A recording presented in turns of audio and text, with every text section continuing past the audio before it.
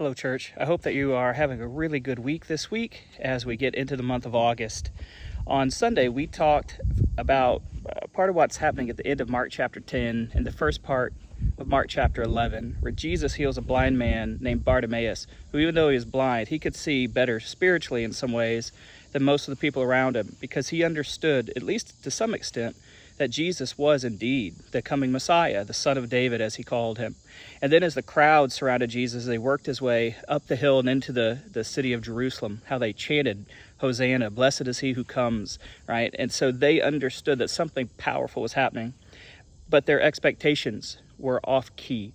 And sometimes we can be the same way. Sometimes we expect things of God that he, as I said on Sunday, that he just hasn't promised.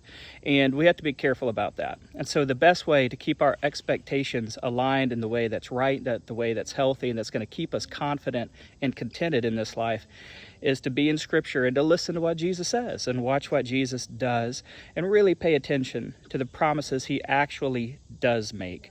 And on Wednesday night, when we gather on Zoom for our Bible conversation, we might talk about more of that and any other questions you might have. So I hope you'll join us. Reach out to me if you don't have access to that Zoom link. You can text me or call me at 316-200-7780. I'll be happy to get that to you. Hope you have a great rest of the week. God bless.